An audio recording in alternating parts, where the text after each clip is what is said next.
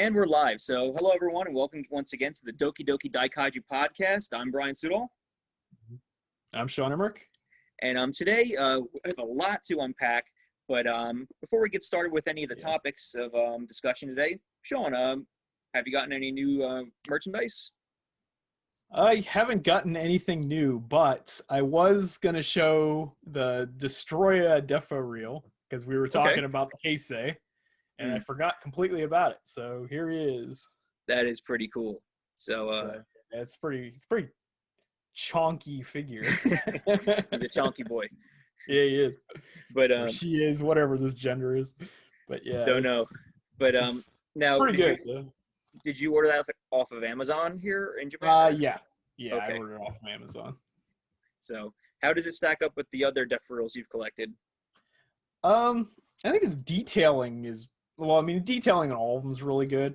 It's a little bit bigger than like some of the other ones, but not by much. Like they're all pretty much the same size.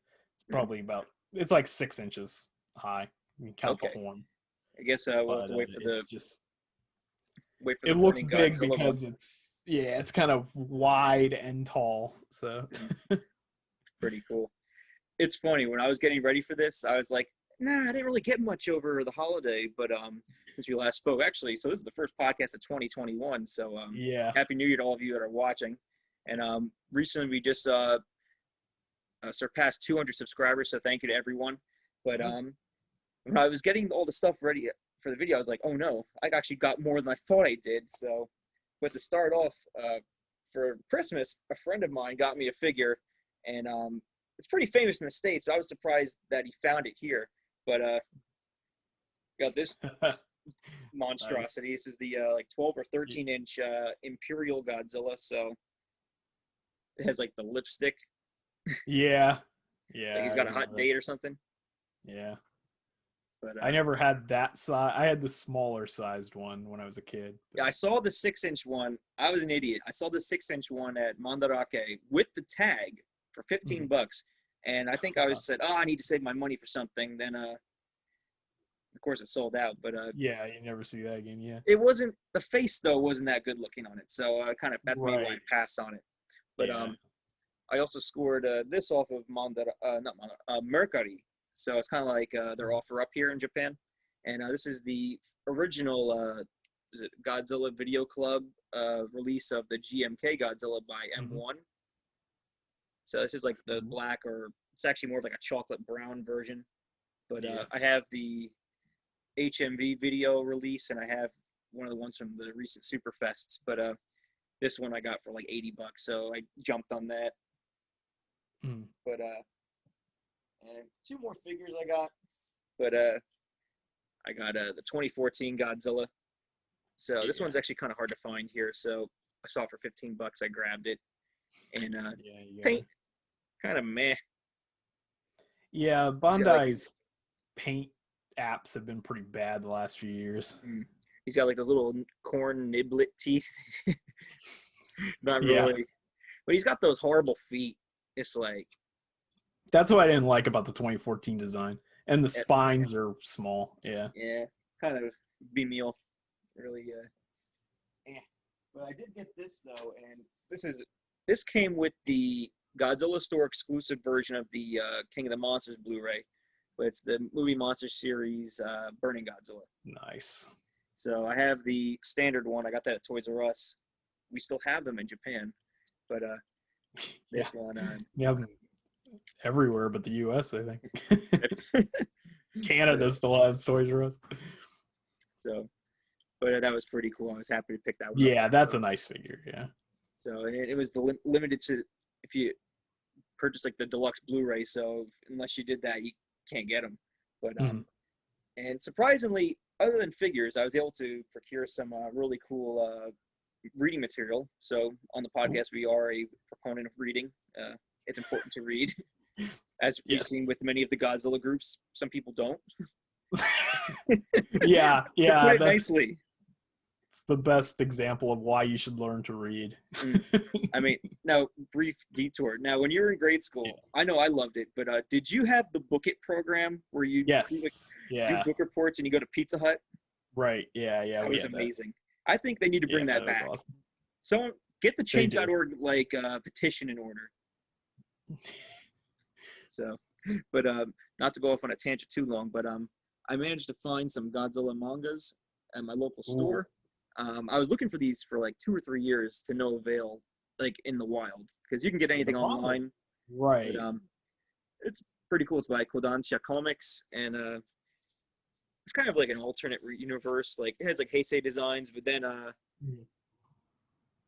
they have a really this is the really weird one. It has the like the ocean or sea version of Baragon. It's like looks like a narwhal. Yeah.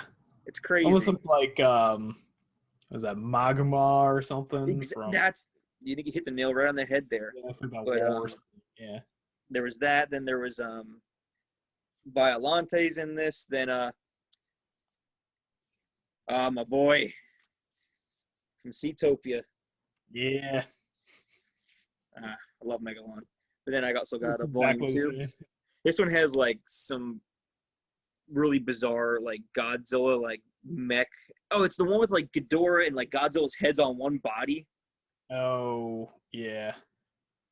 I gotta see if I can find it. Yeah, like I've seen the images of the weird stuff, but I've never seen like the whole manga.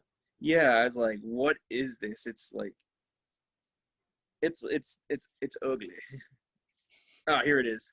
It's like instead of hands, he's got like Ghidorah heads. Yeah, he has natural wings. Yeah. So they were just throwing stuff against the wall to see what stuck. Right. But it wasn't that. But they put it in anyway. This is by what company is this? Let's see, Boom Comic, or like KC, or I think so. It's like a sub label of Kodansha Comics, I think. But this is Godzilla versus Mothra, and it's definitely a takeoff of the Heisei movie because Batra's in it. But the art style is really good in this too. Yeah, the monsters. Cool. I mean, that's a lot of like that's a dynamic page. It's like a whole lot of stuff going on. Yeah, that does have a lot going on. But you don't really see that much in terms of Godzilla manga here, sadly. I mean, no, there isn't that many. But lastly, in regards to books, I got this off of Yahoo, and this is there was a couple of books in this series, and it goes over all of the tokusatsu, like the special effects, the behind the scenes stuff from the Heisei movies, and it has plot and scenario. It has let's see, it's like the thing I really like too is I'm a big collector. Can you tell? Is no, I never knew that. Is they have the promotional materials. So they have like every magazine that talked about it. There was like the ticket designs. Oh, they actually have the locations of all the like the scenes. Where's the one page? Cool. Yeah. There's like the lace. Like right here, for example, it shows like the different like these were pamphlets that came out actually. But where was the Of course, I should have bookmarked this. But they showed like the different ticket designs because I never knew there were so many.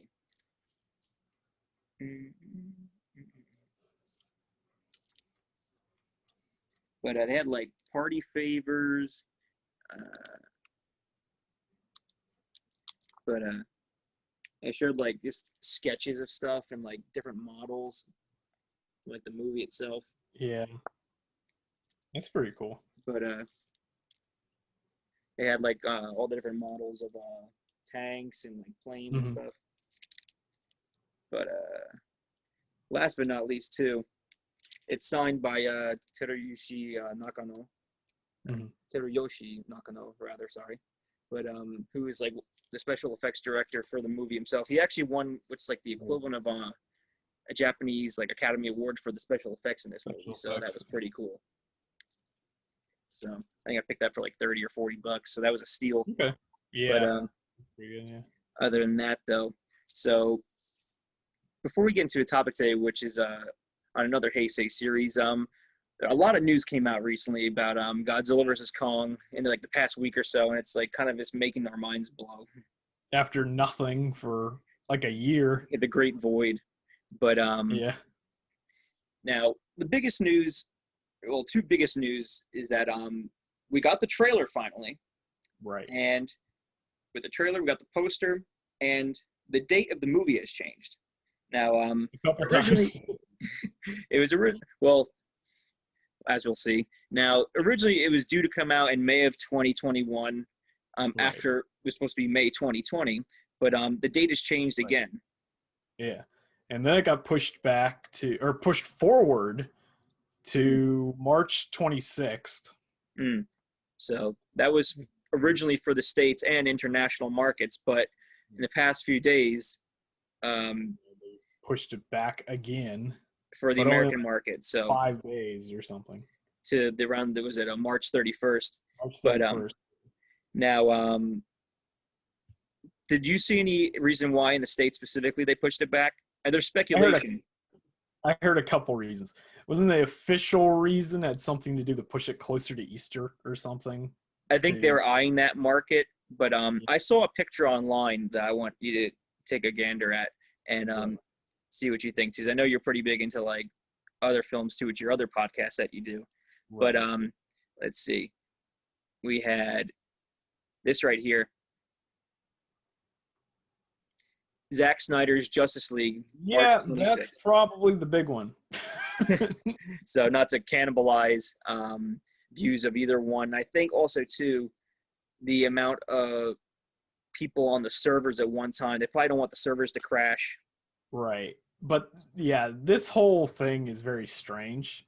And like Warner Brothers doesn't seem to know what they're doing, which if you follow the market like I do on my other podcast, that's not surprising, because we have like an ongoing joke that Warner Brothers has no clue what they're doing. So this is a good example of this, because Zack Snyder went on another YouTube channel he's done this several times. It's like his third interview with a YouTuber named Grace Randolph, and her channel had Zack Snyder on there, and he talked about when the movie was coming out, and he said it was coming out in March of 2021, and this was like a month ago, at least more than a month ago.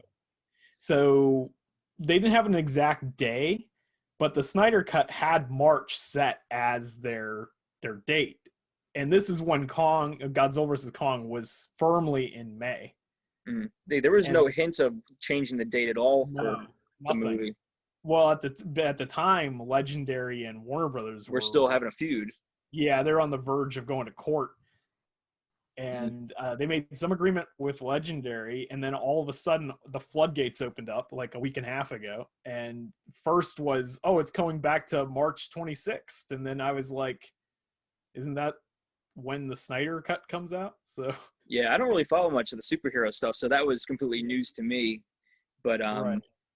Yeah, it was just weird, because even from a financial perspective, it doesn't make any sense, because the streaming services make all their money from monthly subscriptions. So why would you put two major tentpole things in the same month? That does make a lot of sense. I mean, like, can't argue with that logic. One of those movies is basically free. Yeah. Like, you're not making any money off of that.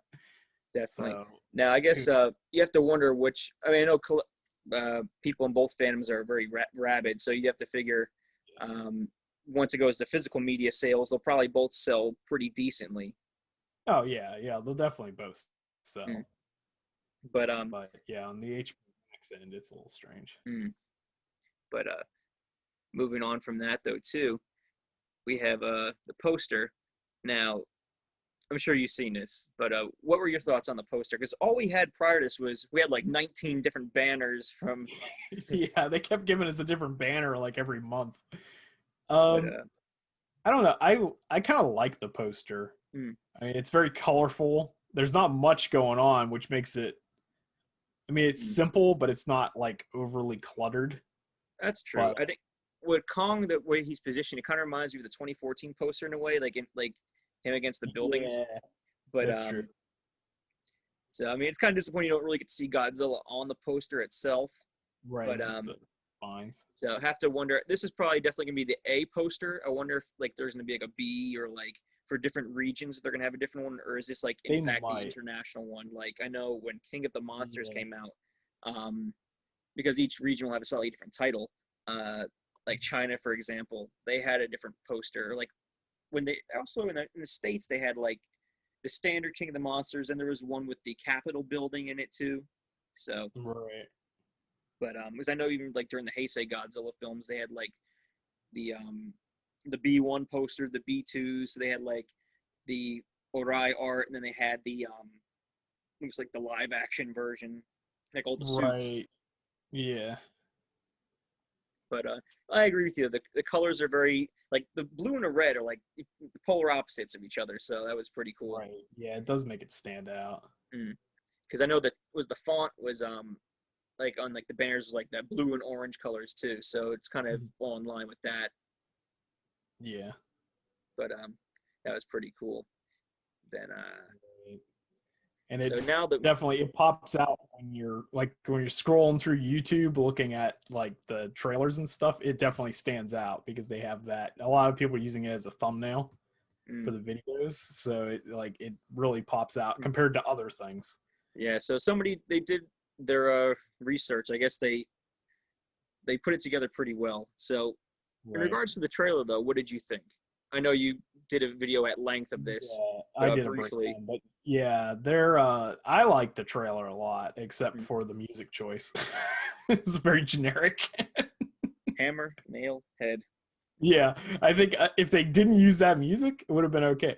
Because before they actually fight, they have a little bit of music when Godzilla first shows up, and it sounds like the 2014. It's just like that, like foreboding choir type thing going, and then they fight, and it just turns into like generic hip hop song. And it's like a summer blockbuster kind of like music that's like to get people hyped for the movie. Yeah, just like it was like Pacific Rim 2 or something. Like it just Pacific Rim 2.5. Right. Yeah. So aside, that's not going to be in the movie though, so it's not really something that's going to. Now, who's the composer for the film? The composer is Junkie XL, who he's actually kind of the protege of Hans Zimmer, and he did the music for Batman versus Superman. So that's like that Wonder Woman theme. He seems to be tapped a lot by WB, I guess. Yeah. So he's the one that came up with that Wonder Woman theme that everybody. So correct me if I'm wrong. He also did the score for was it Fury Road? Fury Road. Yeah. Okay, I know a lot of people love the music in that movie. I know it was like they did a lot of vinyl releases and stuff. Right. I mean, it's not. Yeah, he's a good composer. So, I mean, Bear McCreary did a great job with King of the Monsters. Yeah. So, I think I really like I can't really say much about 2014 that's memorable in regards to the music. I mean, but there's so far. I mean, people have since King of the Monsters came out, they've been like talking about McCreary's score, and it definitely I like enhanced the movie. Hopefully, the music by Junkie XL will do the same for Godzilla vs. Kong. Right. But, yeah, he usually does some good stuff. He also did the soundtrack for the Snyder Cut of the Justice League. So this guy, he's getting paid this year. Yeah, he did 2 movies in a week because he was supposed to be doing the soundtrack for Justice League, and he had it like 90% done when the whole fiasco with that happened. And Zack Snyder left the production, and then when he left the production, the new guys came on. They brought Joss Whedon on, and then they got rid of Junkie XL, and they replaced him with Danny Elfman. Danny Elfman's good, but that's a tough situation to be put in, though, like when they already have a vision already underway. And then they just do this 180 turn in the middle of production. That's tough because sometimes, like, if a composer's working hand in hand with the director, like it seems like they really mesh the music and like the cinematography really mesh. Right. And sometimes you watch a movie and the music will just take you out of it, or it just feels too busy or distracting. Right. So that's what that whole mess was. But anyway, he's got 2 movies coming out in 5 days apart from each other now. How's that for productivity? Yeah. There you go.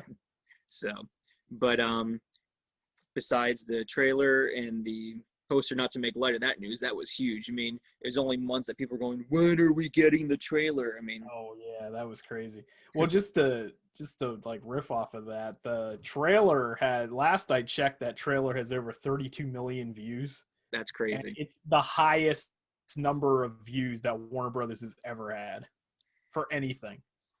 It's And this is insane. supposedly the last MonsterVerse movie. It's got to be like, that's kind of like GameStop stock, like being just exploded like this past hedge year. fund managers like ripping their hair, like, why now? Right now, yeah, that just blew up in the last couple days. But yeah, 32 million views. Like the Batman trailer from DC Fandom, which DC Fandom was like a major event. Like that was their Comic-Con. And that Batman trailer has been posted all over the place. Everybody's talked about it for months. And that's at 24 million views. That's insane. Because you figure, because Batman is an American property and has been around longer, at least because Batman himself has been around since 38 with Detective Comics. Like 1940 somewhere on there, yeah. But yeah, and that trailer, it came in a major event, and then on top of that, it's been out for 5 months. That's crazy. And like you said, I think either every Godzilla fan clicked 10 to 20 times on like every single device. Even if you did, they'd still have to. Yeah, there's definitely more people watching that, which is pretty wild. So. I think it's partially because everybody's just so hard up for like an actual blockbuster movie. It's very true because it's been nothingness for like the past year. I mean, it's nothing. The only ones for over a year in like pretty much every market now. I mean, in Japan, we got hit with it first. I remember when COVID first hit, everybody in the States was messaging me, "Oh, please stay safe," or it's like, "Oh, I hope you're okay over there." And then it's like a couple weeks later, as soon as it hit the States, like the messages stopped rolling in. It's like, oh yeah, because we had like 50 cases a day, and America had like 50,000. So I mean, it's like, yeah, it changed real fast.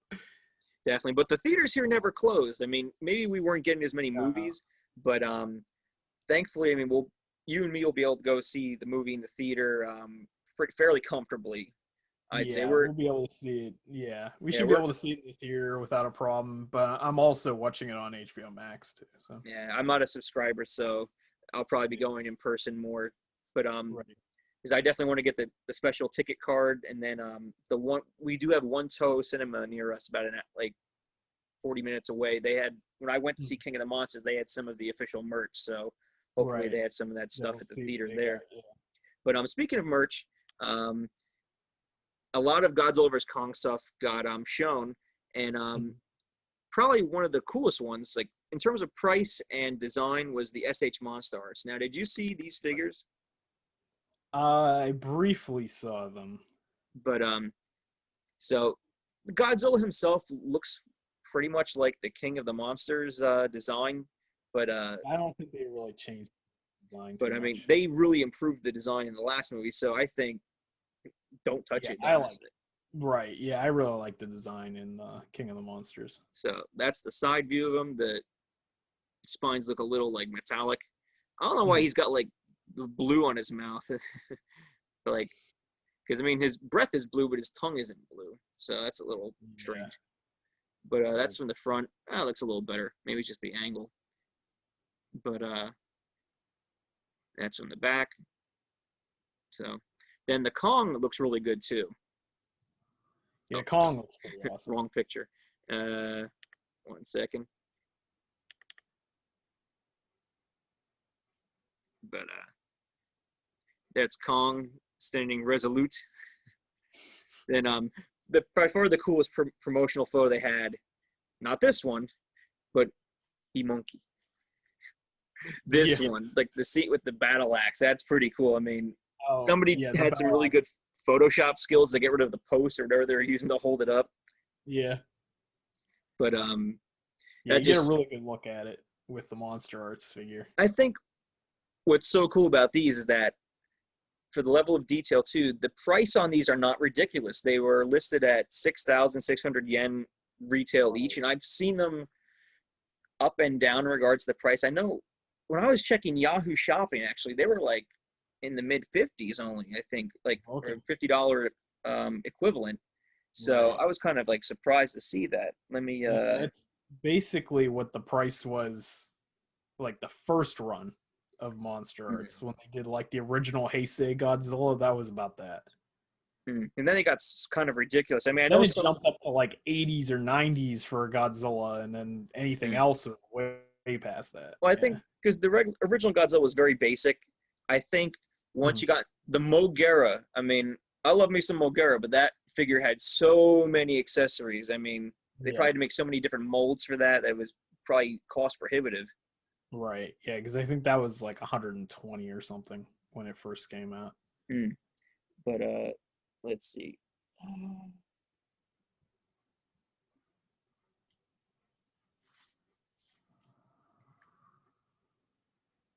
SH Monster Arts Godzilla. Of course, the voice to text doesn't work. Why would it do that? That's why we can't have nice things, but yes, exactly. The Godzilla's not coming up. I'm gonna do Kong. No, of course it's not showing it now, making me look like a fool. But when I was looking for it though, maybe it was a pre-order page, and some of those are maybe the Yahoo's getting a little tighter on that and like X-naying those. Maybe. But I'm leaning towards picking these up because they look really good, and I think because I don't know, the Kong license is a weird one in that Godzilla stuff they always can kind of come around and do them again, but Kong stuff once it's out of print or it's done. Like, especially like if you look at the 1993 Bandai Kong figure from the 62 version of the movie, that figure is like well over $120 now. Right.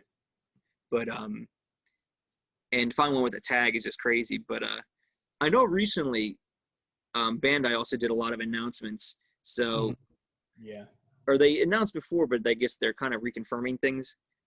There's supposedly a 20 Kong figure coming out in the regular movie Monsters series, so I'm excited for that too because they didn't announce a Godzilla for the standard line because I guess it's mostly the same as the King of the Monsters version, so they're not even going to retag that.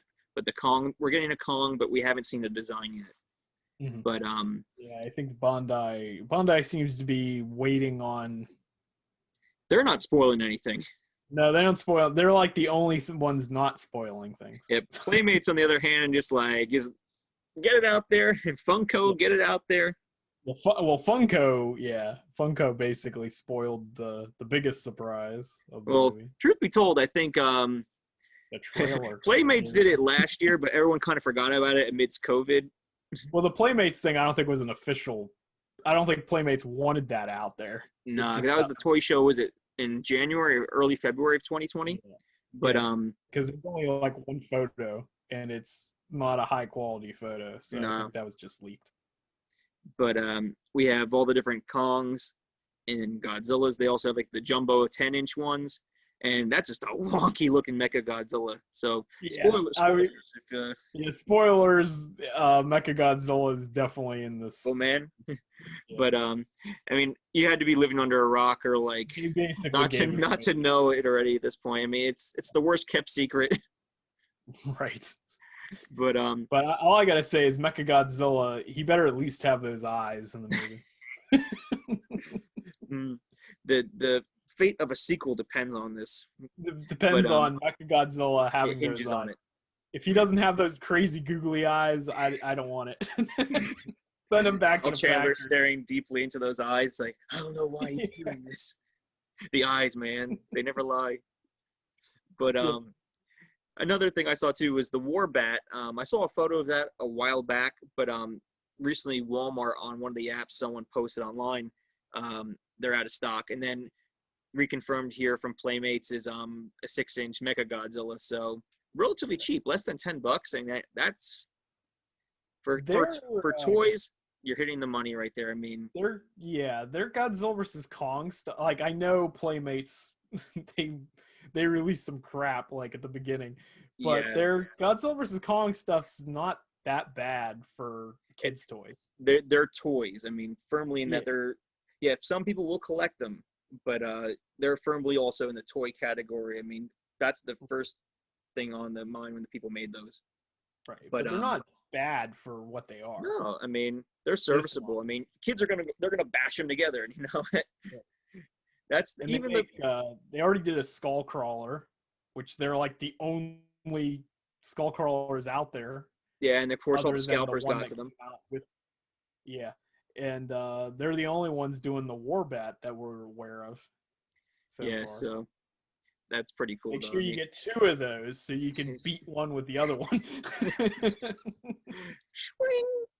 But going off of that too, before we continue into Bandai, I wanted to talk about this. Now I know we like talking about new stuff, but I'm a big vintage guy. And back in December, there was an auction on Yahoo. Well, it's actually not too off topic, talking on Mechagodzilla. But on Yahoo Auctions, one of the incredibly rare Bullmark Mechagodzillas came up.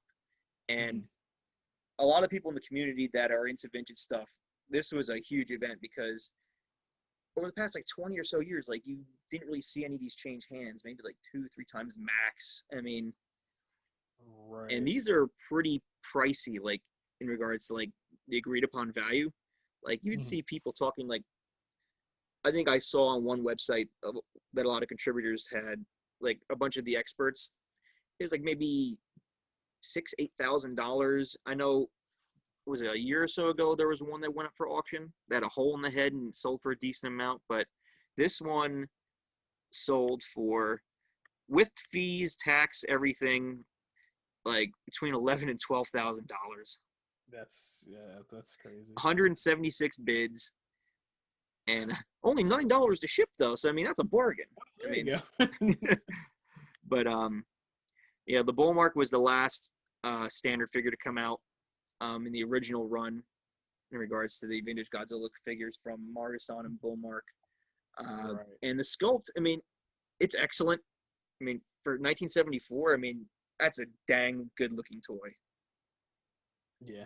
So I mean, if it looked like garbage, I'm sure people would still collect it, but the fact that it looks good and it's rare is just boosts the value. The same thing with the Megalon figure. I mean, the Megalon sculpt came out the previous year in '73 to coincide with the movie, but that sculpt is amazing. I mean, I collect the M1 reissues, and it's one of my favorite sculpts. I mean, right. But so somebody, you got to wonder how many of these are floating around, because some Obachan could have one like tucked away in her like china cabinet or something. Yeah. Like not knowing she's sitting on a literal like vinyl gold mine. But right. Yeah, that's the way it is with these things.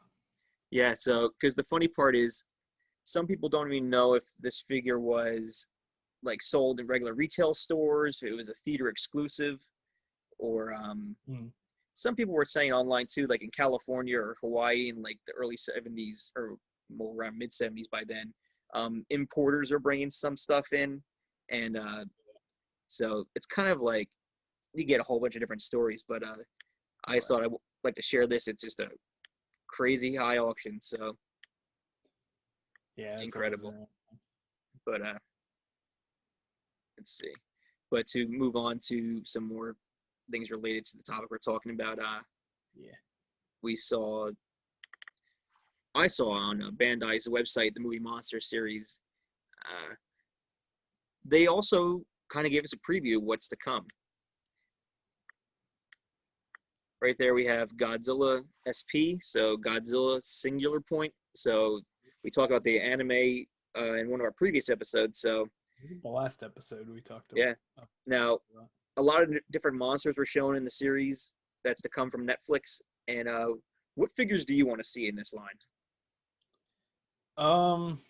Honestly, I like the designs in Singular Point from what we've seen for almost all of them. Anguirus looked really cool. I think they definitely need to do ones that we don't have, like Gamera, definitely. Yeah, I mean, because Bandai actually never did one. Because was it no. What's that one company that YMSF does? Okay, one. I always get the. It's just a bunch of letters. But they did the 6-inch figures, like they did a Megalon, Yeah, they did a Megalon. They did a Kumanga. They did a. Did they do a Kamacuras or no?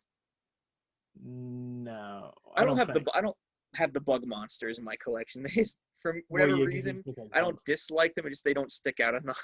Right. You could just have a toy, like go to just like a toy Daiso, spider. get like a plastic spider. It's Kumanga. It's a Suiga. Yeah, pretty much. I do have the Kumanga figure though, back not here. None of my stuff's here. It's all back in America. But it's a very nice figure. Yeah, I did like the sculpts they did. The Gabber sculpt and the Megalon were pretty good looking. So Megalon's really good. Like I never got the Gabber. And they firmly sit in that in scale with the 6-inch Bandais. Right. Yeah, they're exact to scale with the Bandais pretty much. And I have their Ebera sea monster. I think what else I have from them. I think that's about it. I only have like 3 or 4 of their figures, but they're pretty nice quality.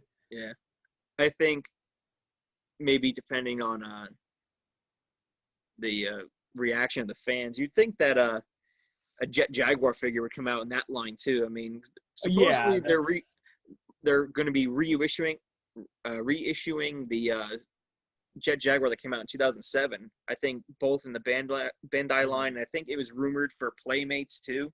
So Playmates sure. Yeah, I think Playmates had that and a Gorosaurus or something. Yeah, they had Gorosaurus. They had Megalon also, and I'm curious to see what those look like. Yeah, because they also had something like, was it Chaos Godzilla 95? I'm not sure if that's a Burning Godzilla or something. That would have to be Burning Godzilla, I think. But yeah. So the Titanosaurus will be interesting if they do the one that's supposedly Titanosaurus. Yeah. I don't know how they do that because he looks like, doesn't look like he has feet. He has flippers. So, but hopefully, some of the Bandai figures that come out in more recent times have actually been a step up from what they've previously done. To past year or so. A couple of years they were getting kind of shoddy looking, but right. To coincide with this Bandai stuff though, real quick, because I know I tweeted Bandai and they didn't get back to me. I'm a small fry, so. But like a couple days later, so who knows? Maybe I made a difference. Maybe. So not to toot my own horn, but toot. But here's the Amazon listing for the Gaios movie monster series. So this is coming out on March 31st. So the same date as the movie, actually. Now in the States anyway. But that's Gaios from the Heisei series. What do you think of the design? I like that figure. Like that's one that I always wanted to get because they didn't do that version of Gauss before. Like they released the movie monster Gauss, but it was the hyper version for Gamera 3. Oh, okay. They never did the super Gauss from Guardian of the Universe. Okay. So yeah, I don't have any Gaios. I have I think I showed it last time, the standard Gamera. And you got to have the baddie. I mean, Gaios is like his Ghidorah, basically. And that Gamera is really nice. That's like one of their for like a $20 figure. I mean, that's the detail on that is way better than what they've been doing in the past couple of years. Yeah, I mean, the way they've been charging for stuff, you'd think that would be in the premium line, but right. So this is a relatively cheap figure. I mean, this is at 2,200 yen. So by the time it gets to States, you figure like $20. Yeah, 20 to 30. Now this one, it hasn't been listed on Amazon yet, but it was shown in previews, and it's the like Mother Legion. And did we ever get a Mother Legion release? There was a Bandai figure for Legion, but was it boxed? I don't think so. It's not to scale. It's like their Biollante, where it's like smaller than it should be. I think if memory serves, this one is going to be. It's definitely be a little more expensive, probably in the $30 range. Yeah, I'm curious to see how it sizes up with the, because I know it's supposed to be bigger, but I don't know if it's actually to scale because Legion is huge. Yeah, hopefully, Gamera, the top of Gamera's head comes up to about the horn area there, because it gives just a little height. Because it looks, that's kind of like with some of the Godzilla figures, they got lazy, like with the King of the Monsters ones that came out like in 2019. The Ghidorah is ridiculously small. Yeah, Ghidorah is always off. Like, if you want to scale figure with Ghidorah, you always have to go up like one scale. Yeah, that's like the movie Monster Series Biollante. I mean, the sculpt is all right, but the size is just so bad. I mean, because yeah, it scales up really well with those minifigures I have, but that's about it. Yeah, this one right here. Yeah, that one's it's like perfect. that 3.5 inch, 3.25 inch like size. That's actually perfect my size. folks sent me this for Christmas too, so I have this on my. I have the Trendmasters Biollante. Yes. With it, so not too bad. No, yeah, it's not bad. But that Godzilla scales perfectly with the Bandai Biollante. True. But let's see. Do we have any more images to show? No, that's the end of the line for that. So I'll close this. One thing we should probably talk about, keep on the news thing before we segue into Gamera. There was an announcement. I think what was it today? I think they made that big announcement that Netflix is doing a Skull Island anime.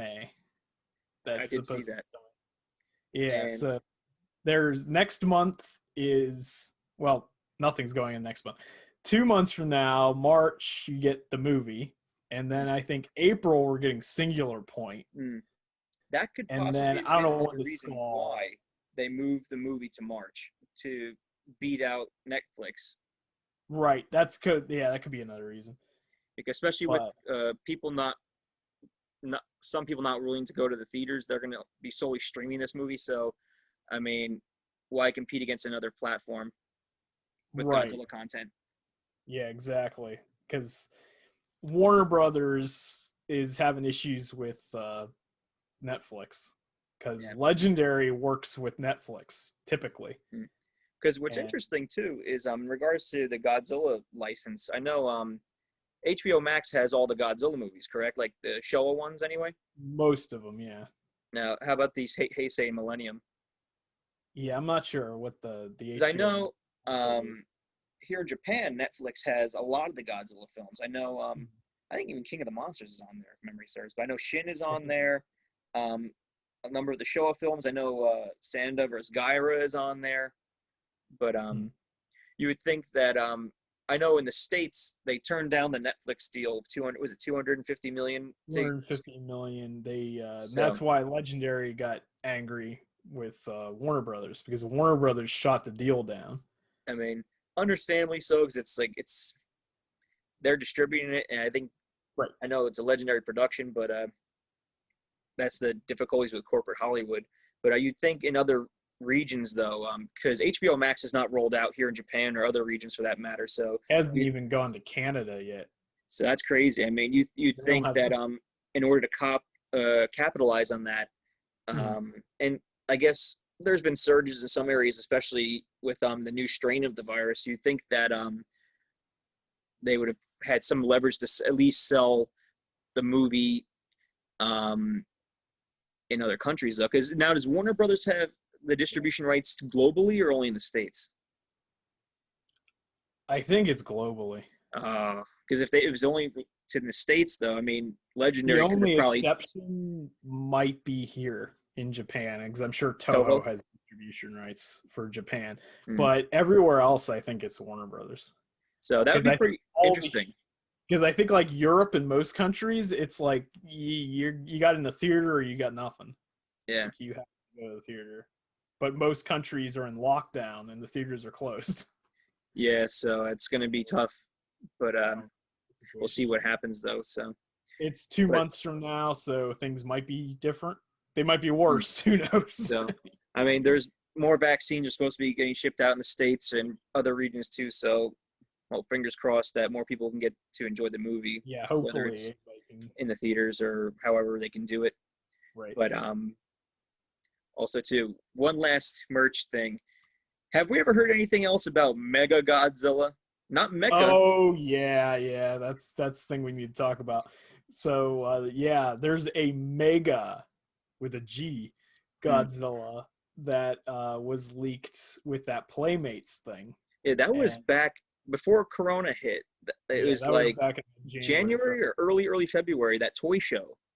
Yeah, and that's when we first realized Mechagodzilla was in this movie. Like, we knew all the way back then. Yeah. But then there's Mega Godzilla. And it looks like Godzilla with a red back brace. It's like, what is that? It's like, did Godzilla get like in some kind of boating accident?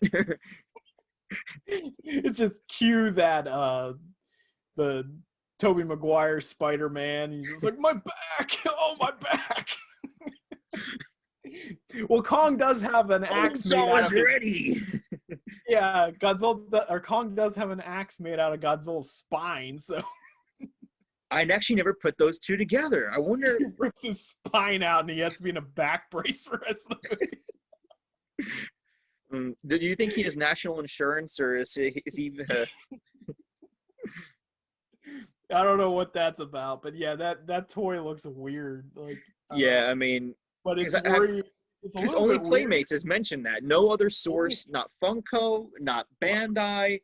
Only Playmates, but the thing that is worrying is that everything else that Playmates has put out is in the movie. That's the thing. It's like, because you could say it's just a made-up thing, but the Warbat is true. The Warbat is true. Kong having that axe is true. Like Mechagodzilla is true. So yeah.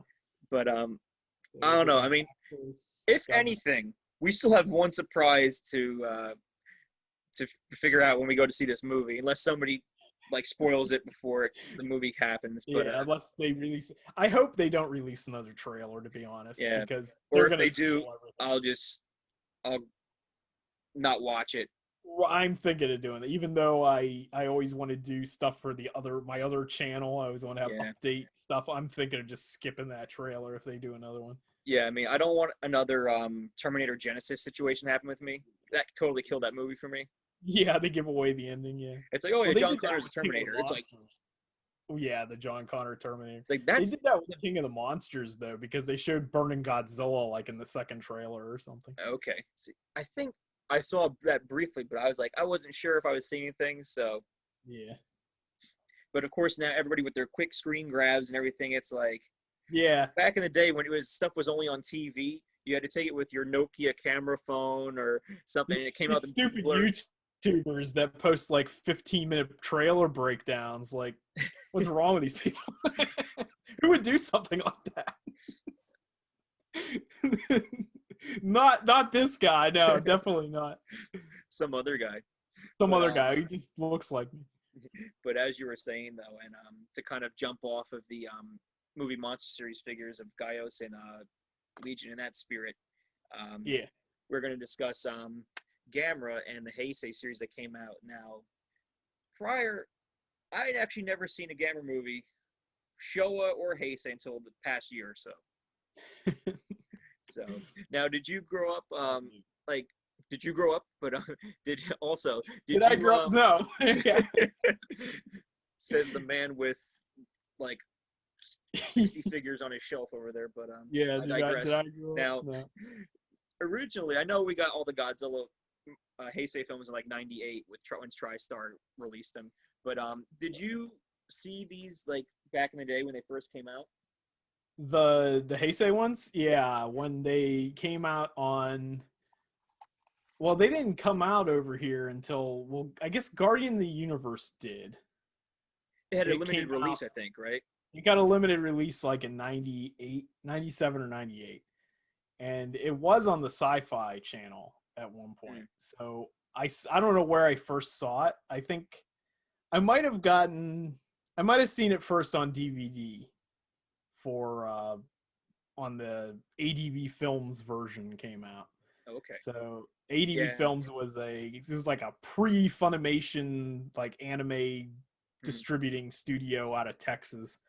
Okay. And they did a bunch of anime like in the late 90s, and then in the early 2000s they started doing live action stuff. And they only released like 5 or 6 things. And the things they released were these Gamera movies. And I think they came out on DVD like in 2002 or 3 or something like that. And that's actually when I got my first DVD player. Was I think I must have seen Gamera Guardian of the Universe from somewhere else, like to know about it in the first place. It must have been on Sci-Fi or something. And then I saw the DVD for that, and I had to get it. and I got my DVD player because of the Gamera movie. And then I knew about the second and third ones, and when they were coming out. I think at that point, G-Fan had to have been talking about it because Oh yeah, they always had import stuff. But right. The thing is too, what was funny is that I know everyone knows about the Trendmasters Godzilla stuff. That was everywhere, but I wasn't aware that Trendmasters did a Gamera line either. Right. Yeah, and that I did. I actually had all of the Gamera figures except for Gamera and Gauss. I two actually in the movie. Yes, they did with it. Gamera, Gaios, was it a Jiger or They did all of them. They had Jiger, what was it, Virus, and then Giron. Okay, but they did all of them except for Barugon.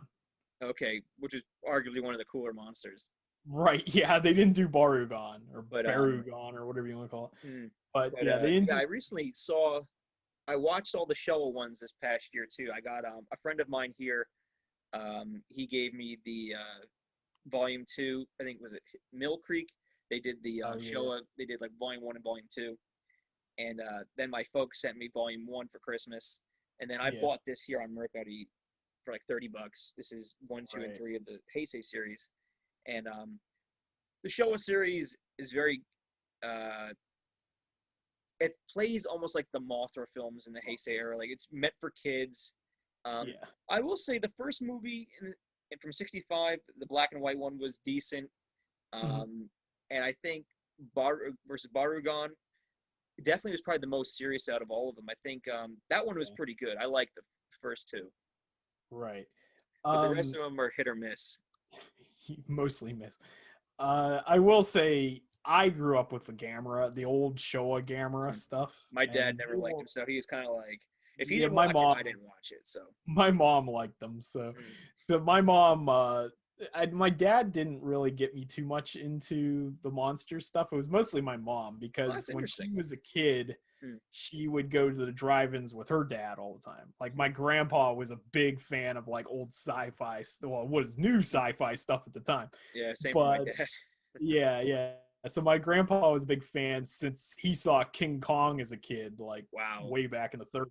So he was like, ever since then, he was a big like sci-fi monster movie fan. So he would take his family to the drive-in, and my mom in particular was really like his movie buddy or whatever for all that kind of stuff.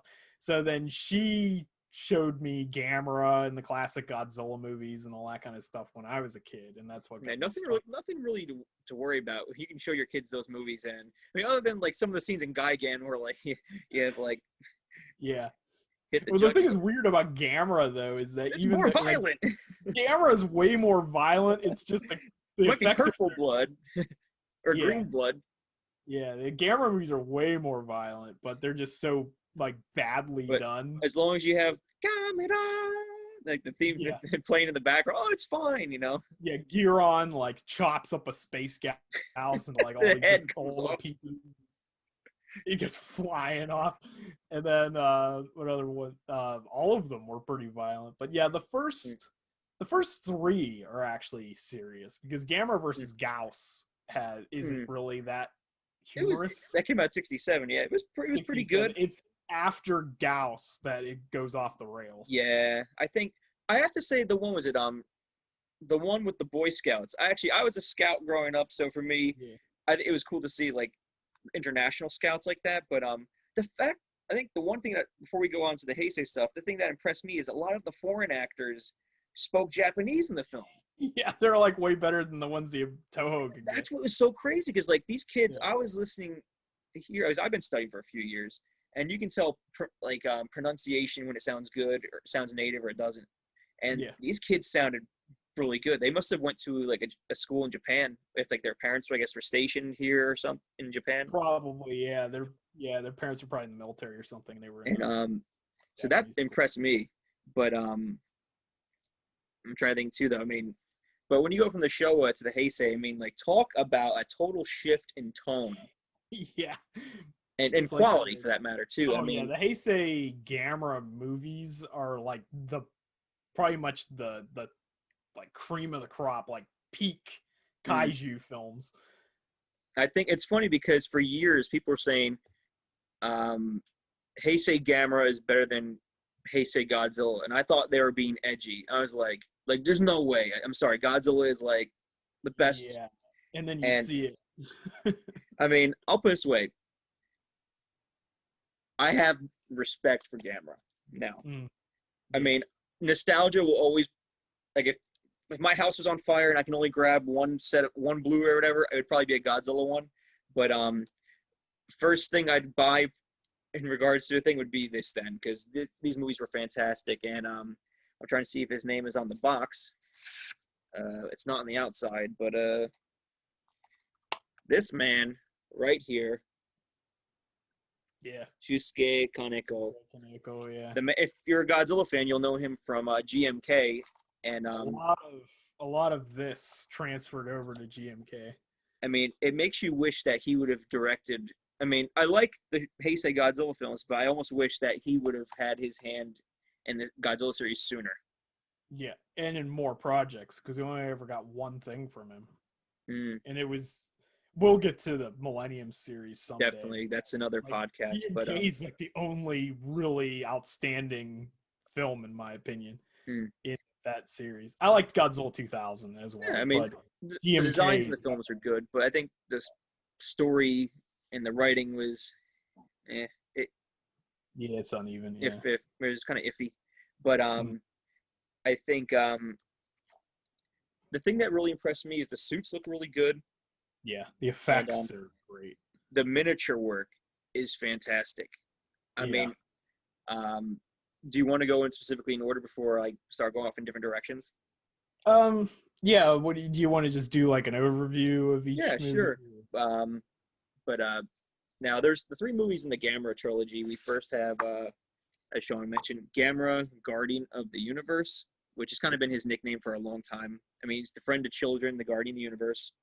Then there was Gamera 2, Attack of Legion or Advent of Legion.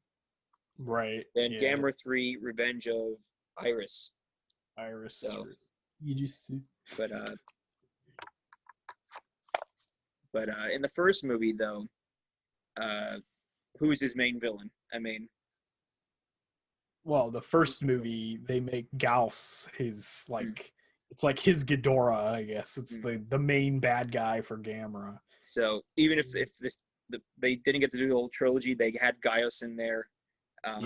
It's like the de facto and in this series, the trilogy, Gauss is more of a main antagonist than he was in the original. Like the original one, Gauss is just like another monster, and they brought it back in Giron just basically as a literally chopping block to show how powerful Giron was. But in this series, they make him like the main threat. Yeah. And then in the third movie, which we'll get to in a second, they bring that back again. So because in the first movie too, it starts out with a naval ship and they're moving like nuclear materials, and I think they run aground on Gamera. But I think what was interesting too is that it was like some kind of ancient thing that they made Gamera to fight the Gaios, like the light to fight the shadow. Right. Yeah, they're talking about the shadow of Gauss. Yeah. They're and we'll talk. I think we'll talk about this briefly, maybe at the end of our Gamera discussion. But these themes are very.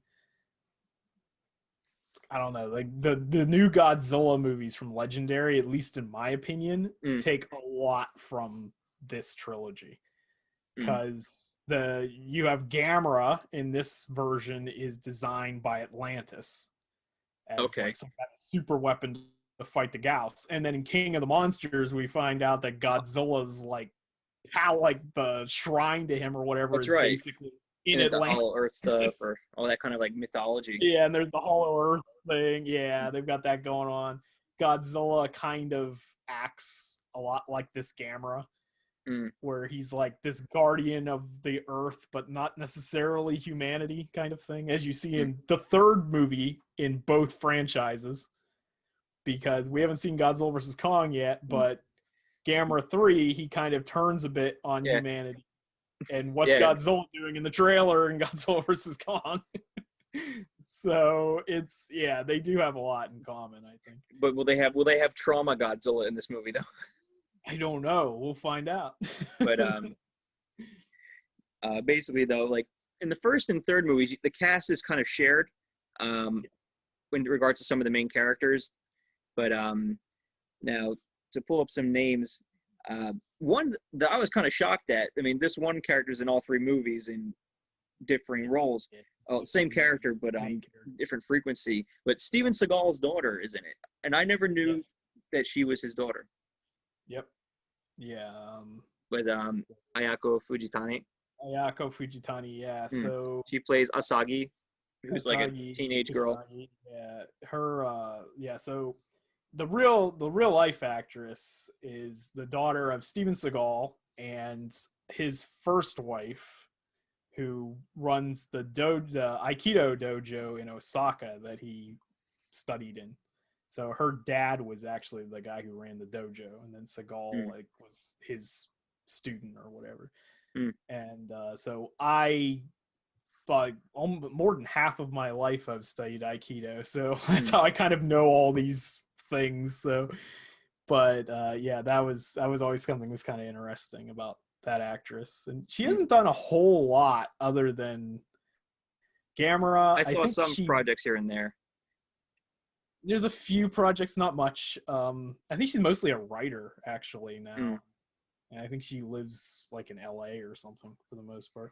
But we had her. Then there was one of the main scientists that was played by Shinobu Nakayama. There was Mayumi Nagamine. She was like the bird scientist. They're not birds. They have scales. Yeah, this dub is strange, but she's in the third one as well. So it kind of like brings it full circle. Then everyone's favorite character, who shows up in GMK too, albeit hang himself in GMK. But Yukijiro Hotaru, who plays Stomu Osako, who's like he's the police officer who becomes a security guard, who becomes a drunk bum. Yeah. And the ultimate story arc. But he has redemption. But overall though, I think now when I first watched them, I watched the subtitled versions. Then I went back and watched the dubs. And I have to say the dubs are done very well. Yes. I mean, the voice of Osako he's definitely the comic relief, but other than him, there's not much else comic relief in these movies. No, he's basically it for the comic relief. Other than maybe like a minor thing here and there, but he's pretty much it. They're pretty straightforward, serious movies. Yeah, because right from the get-go in the first movie, you have they cut to a night scene at the island with the three Gaios, and they just tear those people up. Yeah, they're just eating people, and then Gauss is like they really play him up as a major menace. Yeah, because it's not so much the one Gauss, it's the fact that they can produce asexually, which is like before the 1998 Godzilla. Yeah. So it's like Jurassic Park, and it's before the 98 Godzilla where that became a thing. And one Gauss isn't so much the problem. It's the fact that they can reproduce, and they eat everything. Like they eat people, they eat each other.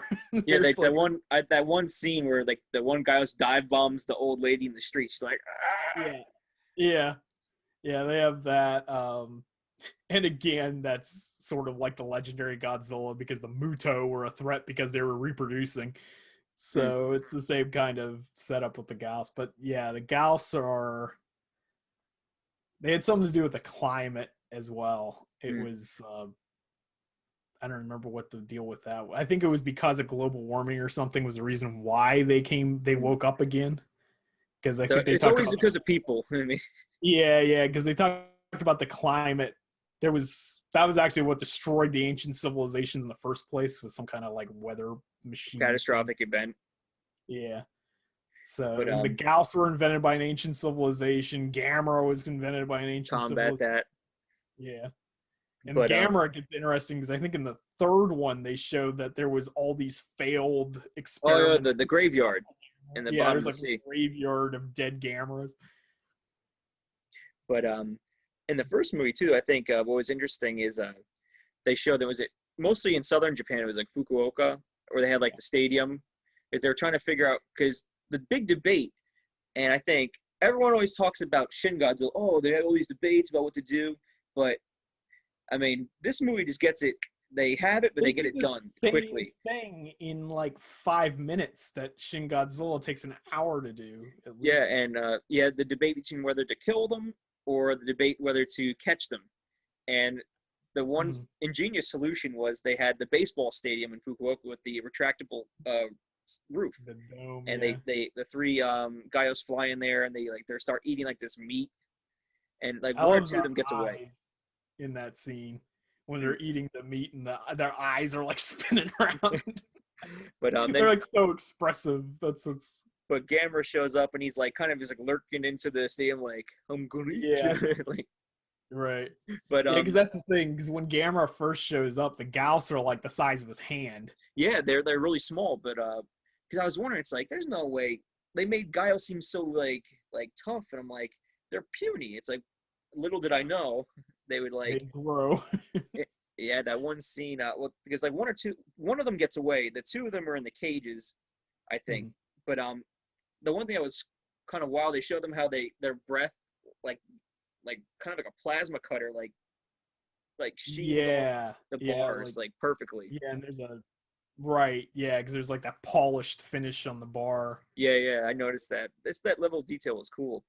But the scene with it shows like the Indiana Jones rope bridge, and like they're trying to get that one kid, and then they showed Gaios like shedding his skin, like it was like. Yeah. And it's like that's how he gets bigger. That part's funny too because the Gamera blows up one of the Gauss, and then the other Gauss grabs the chunk of flesh from the other dead Gauss. Hey, you gotta eat. Yeah, you gotta eat all the time if you're a Gauss. I mean, if anything, that adds to how like hardcore that monster is. It's just like it's like honey, but I don't care. I'll eat a dead brother. It's like, right. But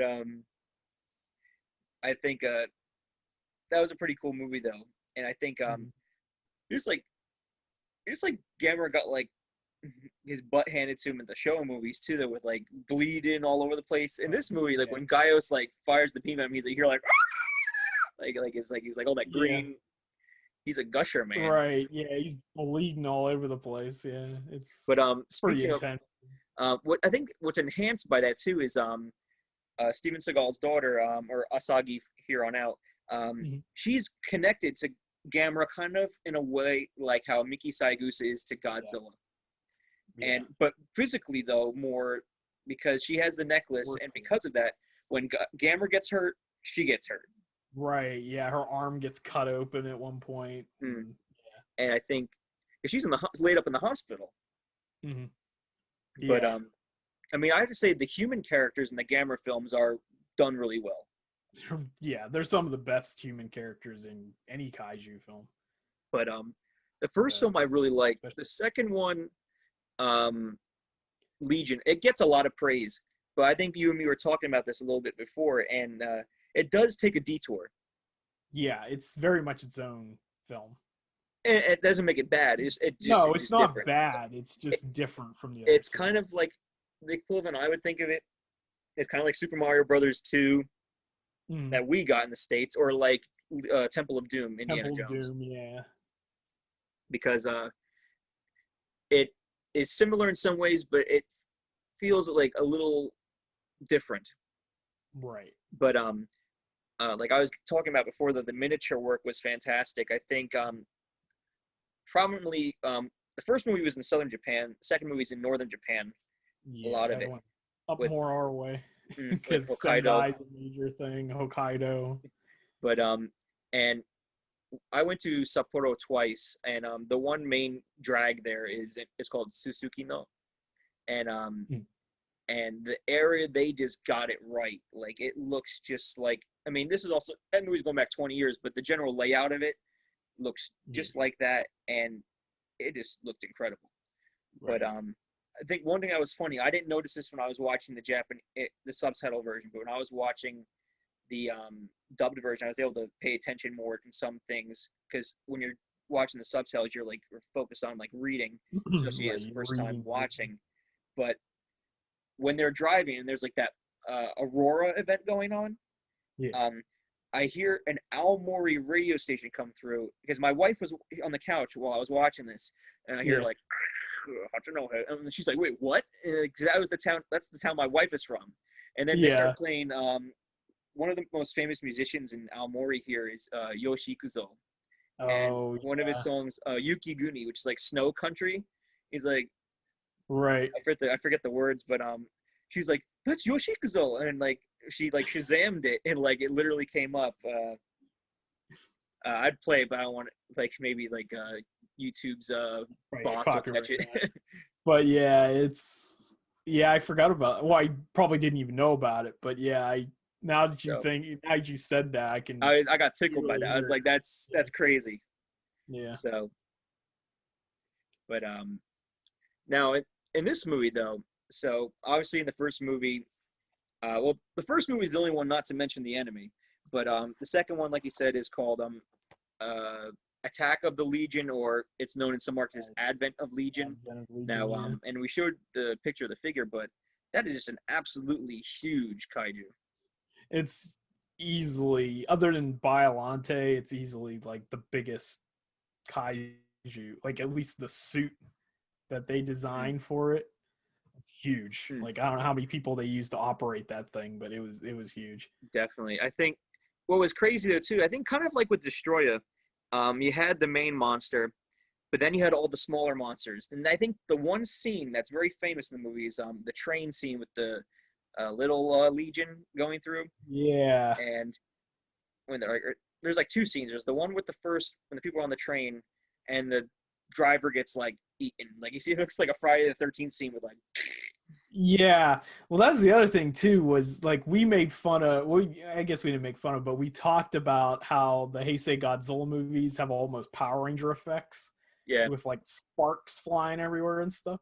And Godzilla vs. Destroya is one of their better made ones. But even that scene, when the Destroya aggregates fight the humans. Yeah, the flamethrowers, I think.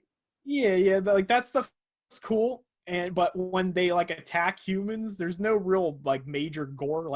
They shoot a guy and sparks fly and the guy goes flying across the room. This one, even though it's basically off screen, you see the guy's glove hit the window and then just blood splatters across the windshield. It looks like they took 10 gallons of strawberry jam and it's yeah, it's just it's like you said, it's like a Friday the 13th thing or something. But I think it was you hear underneath on the floor of the train car, you're you hear scurrying and they're attacking people. I think it was because they're transmitters or something. They had a cell phone or a radio. That's what it was, because the one scene with Osako when he's the security guard, the beer bottles in the factory, because there's silica in it, I think. Silicone that's the chemical they thrive off of. Yeah, they eat it or something. They dissolve the bottle and consume the silicone or something. So because they were going after people's glasses and stuff too. What's it with the glasses? In the first movie, they found her professor's glasses in the guano, the poop. Oh yeah, that's right. The bird pellet. And then in this movie, they had the glasses with the driver. Yeah. Something with glasses and piles of muck. Yeah, I always like the scene at the end. Well, in Legion, where they hate cell phones. The one guy at the end, that soldier, he throws his cell phone and the Legion sacrifices itself to kill the cell phone. How right that movie would be with cell phones. It's he gets killed stabbing this guy's cell phone. But he died, but before he went out, he at least killed that guy's cell phone. Hey. But the special effects in all of the movies are great. I really enjoyed it too. The second one's different too, because the first one and especially the third one are more mythological in nature. The first movie moves a lot quicker. The second one, in some ways, drags.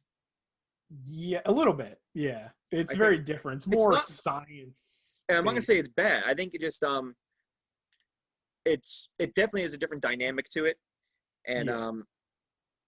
so I think because the threat of Gaios just seems more visceral, whereas I think if it was just Mother Legion, the movie would have been a lot slower. But I think a lot of the scenes were saved by the smaller Legion, Right. so that does make a difference. I think because it does get the people more involved. Yeah. It's definitely more of a military-centric movie too, I think. Definitely. Yeah. So I And think if you're into that kind of yeah. that kind of showdowns, you'll like that part of it. And it's the first one I know of. Here we go with the legendary comparison again. But it's the second movie in the film, in the trilogy. Mm. And it's the first movie I can really think of that the military like actively assists the lead kaiju. Like there's that part where they open fire on Legion, and that's actually what turns the tide in the battle. Because Gamera is losing, and then the military blows up those the like things that Legion uses to deflect the attacks. Okay, because then the final thing that Gamera, he breaks off like that huge stalk, like right. But that's Gamera's basically Gamera can't get through Legion's like electromagnetic shield or whatever until the military opens fire, just takes down those tendril things, and then Gamera is able to blast through the shield. So it's like the military directly supports Gamera.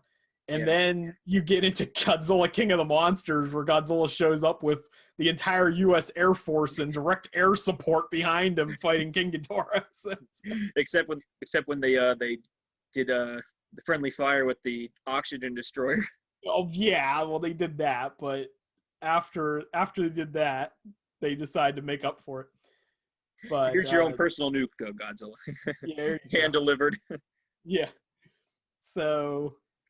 Well, how much did that cost on Uber Eats? Right. I had to take a sub to get to you.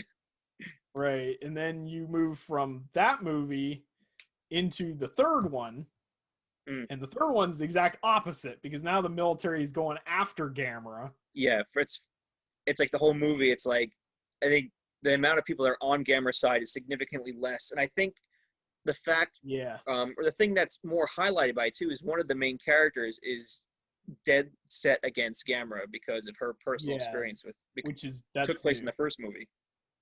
Which that happens in Godzilla King of the Monsters, because the family that Kyle Chandler's character hates Godzilla because they think that his son or his kid or something was killed by Godzilla during the 2014 battle, which is what happens in Gamera 3, because they think that she believes her whole family was killed by Gamera in 1995 when he fought Gauss. But speaking of that moment when Gamera turned heel and like stomped her family because they were looking for the cat, but don't have a cat or pets.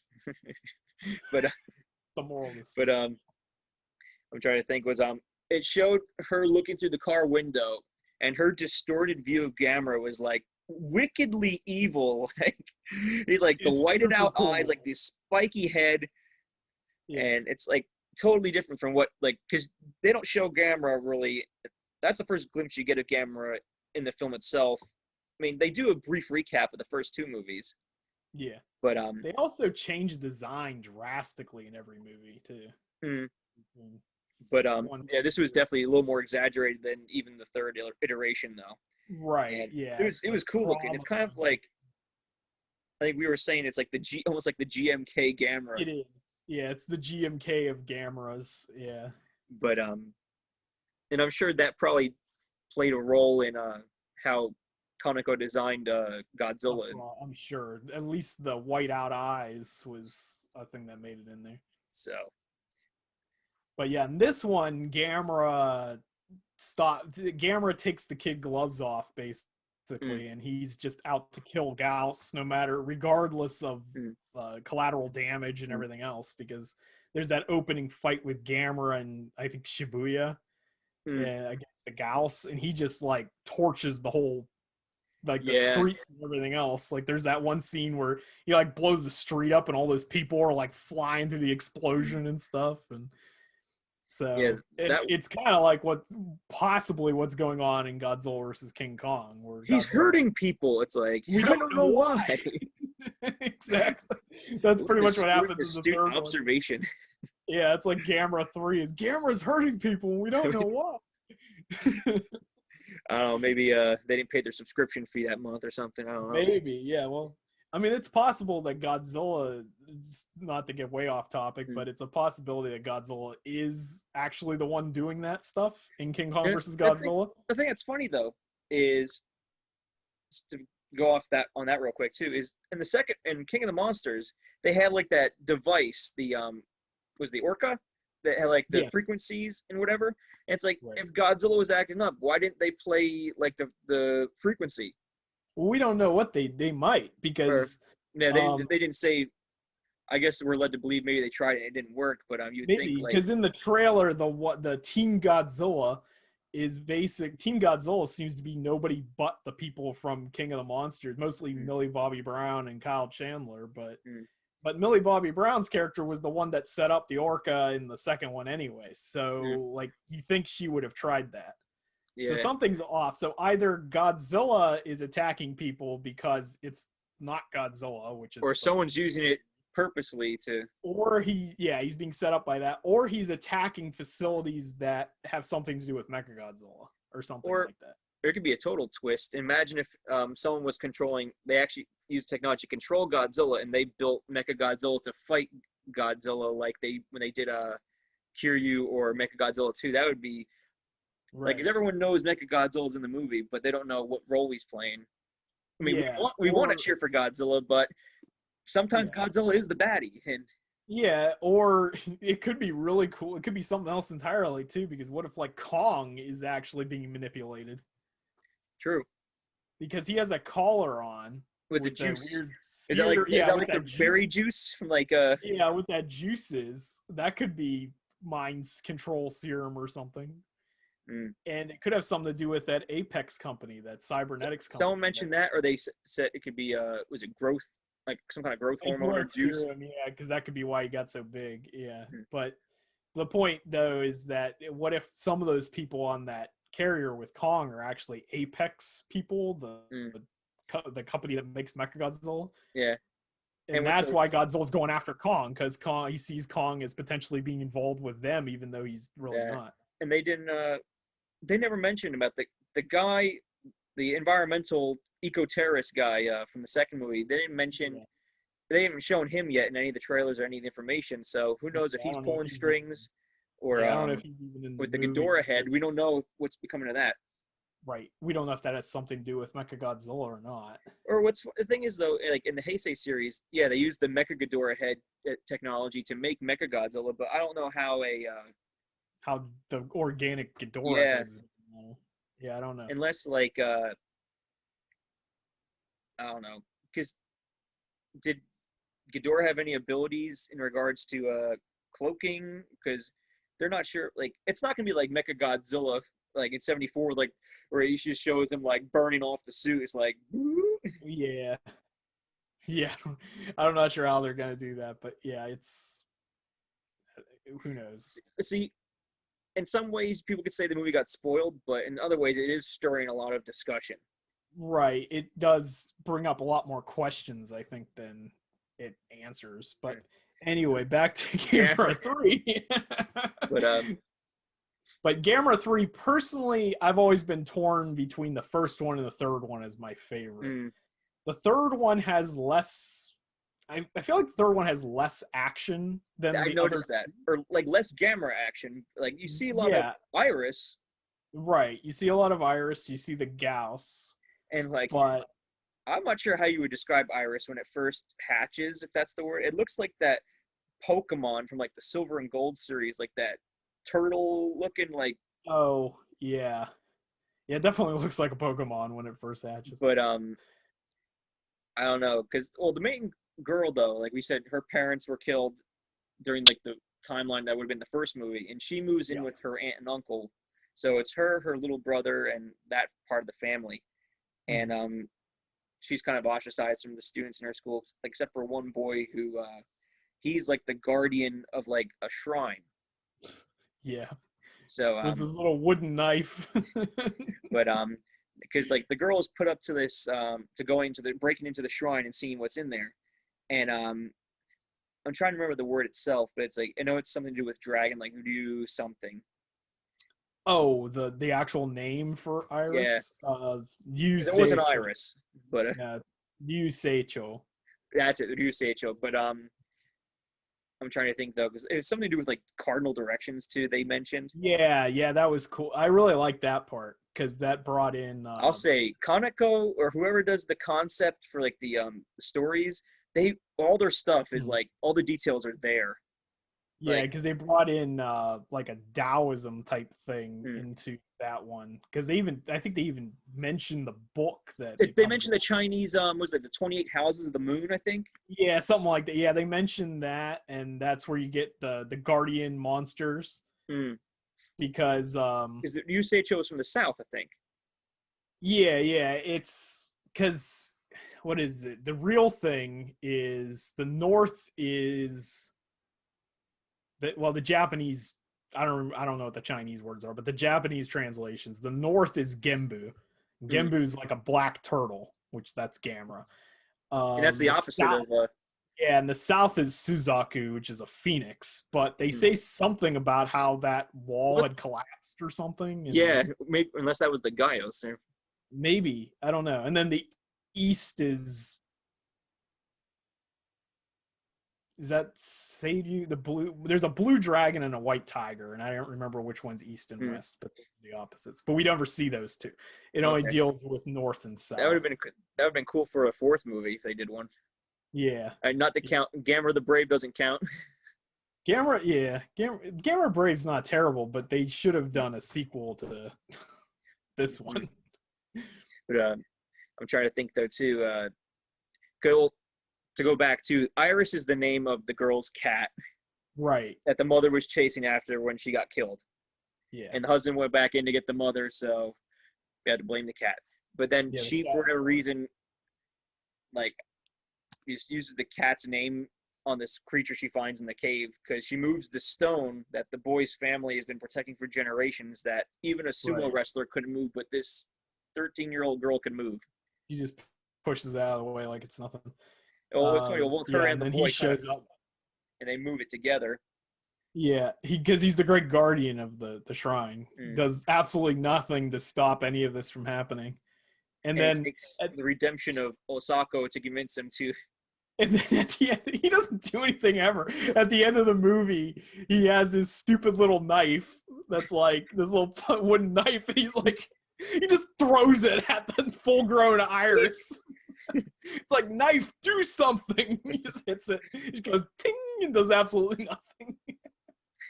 It's like, great, dude. I think you were supposed to use that when it was a baby, but okay. Too late. But, too late, a little late. It's like 300 feet late, tall. The yen short. Yeah, I don't think your knife's gonna stop it now. But yeah, Iris. Or Iris. I keep using like how in Japanese you pronounce it. But the thing is though, what is it? It's a lot of CGI compared to the previous movies. The only CGI you really saw in the first movie, especially, was the missiles, and those stick out. But the rest of the movie, though, the effects look really good. In the third movie, you can tell they use a lot of CGI for Iris because with the tentacles and stuff. Tentacles, the aerial battle. It goes up into like the night sky. That's a cool scene. Yeah, it is. I like that. If you ever watch the comment or not commentary, there's a sit down interview with the director. I don't know if it's on the Blu-ray. It probably is. Yeah, but, Mill Creek did these. They do. The ADV Films bonus features had an interview with the special effects director, which is Higuchi Shinji, who actually co-directed Shin Godzilla.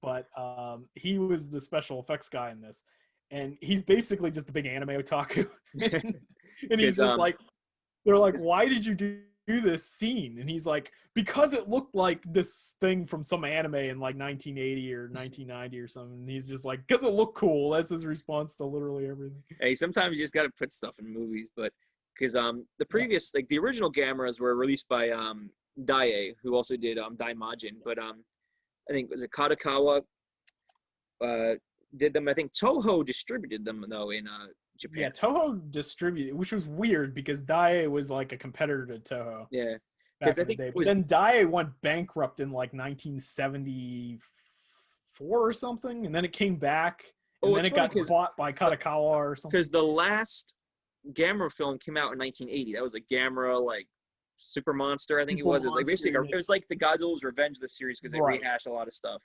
Yeah, there's no new special effects. It's just like stock footage. But yeah, so I mean, it was cool to see the Dai like screen before the movie, but I think like overall though, I think these were so good. But to go back though to the third movie, the end scene though when they have the showdown in that train station, in Kyoto Station, when Iris has his hand like pinned to the wall. Yeah. He's like does the big fireball, blows off his hand. Blows his own hand off. Yeah. But then Iris fires a charge shot at him and he catches it with his stump and it becomes a flaming fist. It's a flaming fist. Yeah, that's the thing. Like Gamera and Mothra go to the same school of just like making up crap to win. Well, that's the same thing as Godzilla did that too. It was King Kong somehow took up Frankenstein's powers with King Kong gets hit by a lightning bolt in the original movie and he suddenly gains the anime power of friendship. And then he's just like what's like was it Godzilla and in the original Godzilla vs Mechagodzilla, he can like attract metal, like he had like the that was from a lightning bolt too, I think. So man, if we get hit by lightning, we just get human. We should all just get hit by lightning. We'll have superpowers. But Gamera definitely makes stuff up, but it's still cool. Yeah, and he's because they made one figure. I think it was the theater exclusive had the flaming fist, and he rams it through Iris. Yeah, it's translucent fist. He like rips the guts out of Iris. Like he just like pulls like a handful of whatever out of him. But yeah. Well, the second movie makes crap up too because he decides to just absorb all of the energy of the planet and just shoots a giant the mana power. That's chest. The mana power because that was the crazy computer hacker programmer guy in the third movie. He did something with like mana. Yeah. Like it was that game he did. Yeah, the best-selling game that was like on Dreamcast. Simulator 2000 on the Dreamcast or something. It was like, who would buy this? I mean, hey. But yeah, it was after. I think he made some other best-selling game before that was like all about from the man who brought you Tetris. It's like from the man who brought you like Boardroom Simulator or something like that. Wait, he made Shin Godzilla back in '95. He did the game that Shin Godzilla was based off of. Strategic Operations Command. Yeah, exactly. But that's what he did first, and then he did this like Amazing Storm Simulator or some crap, and then he disappeared without a trace. Don't they all? And then they find him. Next on Unsolved Mysteries update. But they find him. Because that character was linked with the the administration's appointed fortune teller. Yes.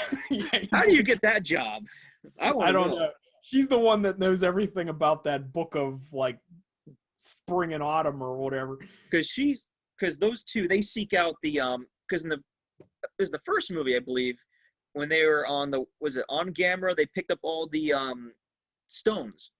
Yeah. And after the second movie, Asagi and the rest of the stones were shattered. Right. And to kind of to loop back to the main girl in the third movie, who is kind of like the foil to Asagi. She hates Gamera. She has her own stone that is then linked to Iris. Yeah. So, and this fortune teller is kind of seeking the power or some kind of thing with the stones. Right. Yeah. So, and for some reason, their goal is to bring on like some kind of apocalyptic event. Because he wants like people to suffer, I think, or something he was saying. Yeah, something like he didn't get enough sales on this last Storm Simulator or something. But Hey, he's Final Fantasy a VII came out. I mean, people had other things. Yeah, people were just weren't about Storm Simulator in 1997. But he has that one great scene, I think, where he's talking to, I don't remember, was he talking to Nagamine or somebody? He does that thing where he just flicks his wrist the entire conversation. Like he's just sitting there doing this, and then she says something, he's like, you got a point. So like I just remember that. And then his glorious death scene at the end, where he's just like, "This is so amazing!" And he just gets crushed by the ceiling. Yeah, he's definitely interesting. He's definitely an anime villain, like 100%.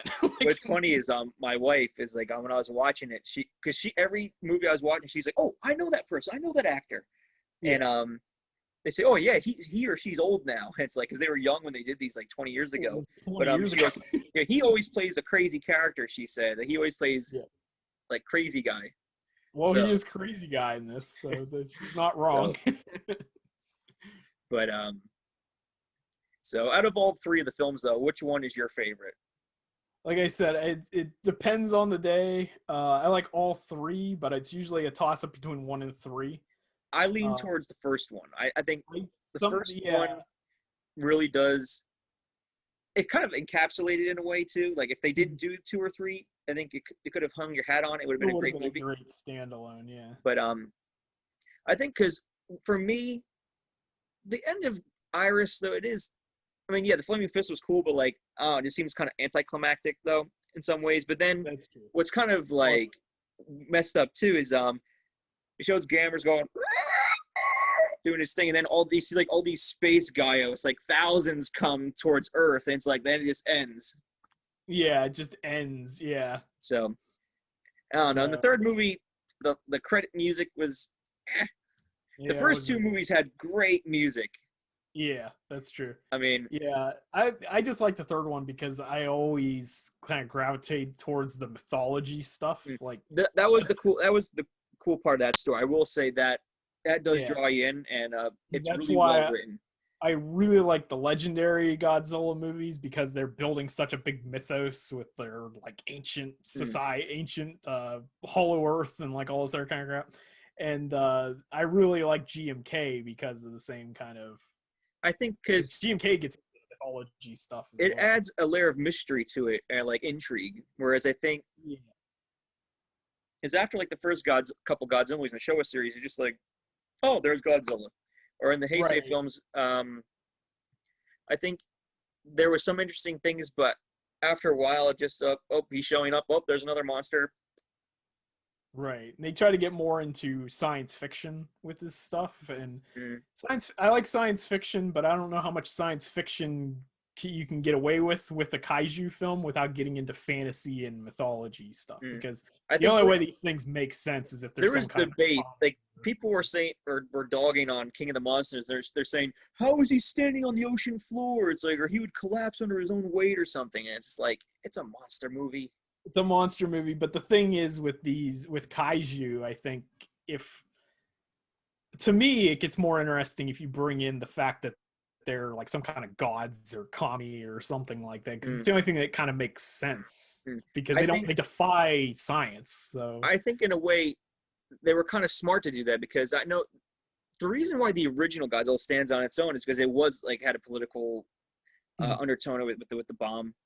And but even that one, they say Godzilla is like a god. They do mention it. That is interesting in a way too, because they have this like different mythos along with the bomb thing too. But so it is a little contrasting in a way. But the first, I think with the show, obviously it's a very serious tone film. Then just after that, it just And the Heisei films, the first movie with 84, like we said, it definitely has more nuclear themes, and then. Like, progressively as it goes on, just sequel. And Godzilla 2000, I don't think those ever mention anything. It's Godzilla. No. Godzilla 2000, I think, gets into the more science fiction than any of them, because they're dealing with like the Generator G1. But Yeah, Megaguirus did mention was the Oxygen Destroyer, or they showed like it made a direct sequel to 54. That's when they started doing that, where every movie was a direct sequel. Yeah, so like you do get some hints of it, but and then also I think what was it with Kiryu, also with the bones of the original Godzilla. So yeah, and when they brought Mothra into it too. So anytime they bring Mothra in, it always ends, except for GMK, yeah, which was weird because GMK is the one that has all the mythos stuff with like Kami and all this stuff, and then Mothra is just like a regular. It just ices some drunk teenagers in a lake. Yeah, exactly. And then there's another tie-in to GMK here. There's that scene where there's two women, like two sisters or something, that are in the street when Mothra flies over, and it's supposed to be like it's kind of like a nod to the Shobijin or whatever. And it's actually the actress that plays Ayano and her sister in Gamera 3. That's actually who those two are. They're standing in the street. I'm sure Kaneko, if he was helping with the casting, he probably had some people in his logbook. Oh, let's see if they're available. Yeah, because she has a sister who's also an actress, so the two of them just pop into that one scene. But I got to give credit to someone. I'm not sure if it was Kaneko's call, but also in GMK, the old man that gets arrested. I did not know this. He was the toy maker in Godzilla's Revenge. He's like in 50 movies, like from the guys he was. I went back and looked. I noticed he was in a lot of other films too. He was with the Dr. Red Bamboo in the King Kong Escapes. He was Doctor Who, no relation to the British Doctor Who. But so it's cool to see like recurring characters like that, or recurring cast. Especially when you're talking about a series that it's gone 40, 50 years or something. And the same actors are in it. But kind of bummed. Was it? I was reading 2014. Was it Akira Takarada? He was customs guy, and checking the passport. Still hasn't been released. It's on the Blu-ray, like as a special feature, and he's given credit in the. But that scene was cut. Yeah, that was stupid. Why they cut that? I don't know. But and then so Gamera, the biggest problem with the Gamera trilogy is that it ends on like the ultimate cliffhanger, and it's like such a sad note too. Is like it makes it look kind of hopeless for Gamera because he's like kind of like dying. He's got one arm and he's got to take on like 1,000 gals. Yeah, and there was a fan film that followed it up, but nothing real, like nothing concrete. And then in the middle of it, since you talked about a manga before, there was a Gamera manga that came out in, I think, 96 or 97. And it's supposed to take place, I think, after Attack on Legion. And it has Barugon in it. Okay. So it's like a Heisei reimagining of Barugon. But I don't know much about it other than that. So it'd be interesting to see how they would reintroduce some of those characters. Because I think Barugon, I think he looks goofy. I'll say that. I mean, he was pretty powerful in some of the things he could do, but they have to make him a heck of a lot scarier. Kind of like how, I mean, the monsters in Showa movies look so derpy, but they made the Gaios look absolutely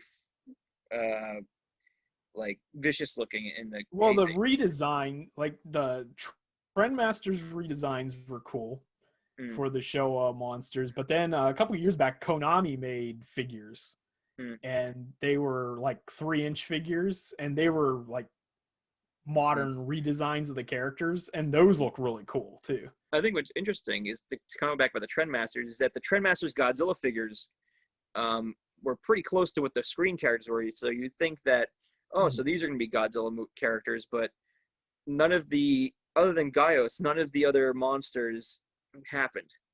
Right. Yeah, they didn't bring back any of the Showa era stuff. They did all new stuff after that, other than that one manga, but that's not official. Maybe in the future, because 2006 was the last time we got that was Gamera the Brave. Gamera the Brave, yeah. Which I think it's forgettable for a lot of people, but it's not the worst movie ever, but it's I think people look at the design design of the Gamera and that, and it's you can't compare it to the Kaneko design. Although the adult Gamera that's at the beginning of the movie does look pretty cool. Like the baby face looking one is just like. Yeah, well, I mean, you could tell it was supposed to be part of a new series, and he was probably going to grow up, but it just didn't happen. Yeah. Although the monster he fights is kind of cool, Zadis or whatever. It's basically just a reimagining of, like, what was that, Jiras or something from Ultraman, where it's basically Godzilla with a Dilophosaurus frill. Yeah. But no, he doesn't spit though. No, he has a tongue that he shoots out, kind of like Barugon, I guess. Had the ice tongue, like that weird looking. It looked like he had like a tongue that looked like it was at Gandalf's like staff or something. It's like yeah, with like a fire extinguisher on the end of it. And you can't forget Barugon's death rainbow beam. Yeah. The more you know. Yeah, and then everything dies. But yeah, it's but yeah, Gamera trilogy, definitely recommend. Probably the best kaiju films. Yeah, I think this came out in 2011 by Mill Creek Entertainment. This has bonus features too, behind the scenes, camera test, special effects. Gamera 2 has a lot of special features. It's kind of hard to see on there. Does it have Texarkana Gamera dub on it?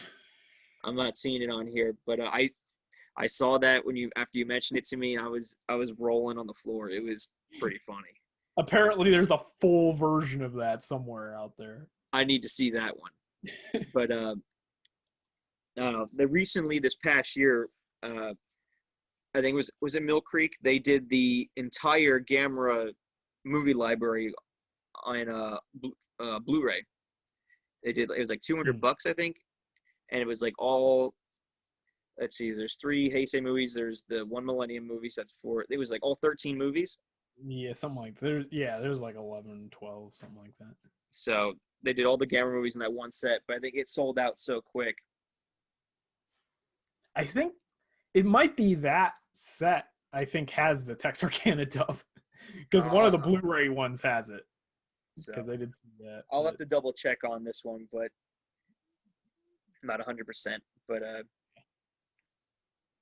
yeah, because I think after the Criterion Godzilla came out, they did the Gamera, and people were like, said the art was pretty good in it. So, I mean, it was pretty popular anyway. But I don't know. Hopefully because the Heisei Godzilla is kind of a hard one now with the who owns what one. So I'm not sure if they'll ever do a whole complete Godzilla set like that. And I think Sony this past year or 2, they didn't re-license or re-up the license for some of the movies. Yeah, I don't know what's going on with that. Like, I feel like Warner Brothers is trying to buy up all those rights, but who knows? Yeah, but trying to think too, because I would like to see like Toho, or like if the Criterion did like a whole Toho, like besides Godzilla set, like they had Mysterians, Varan, what's the other one? Yog Monster from Space, the H-Man, was it Matango? If they had this like a 10 movie set or whatever, just like of all those like tokusatsu films.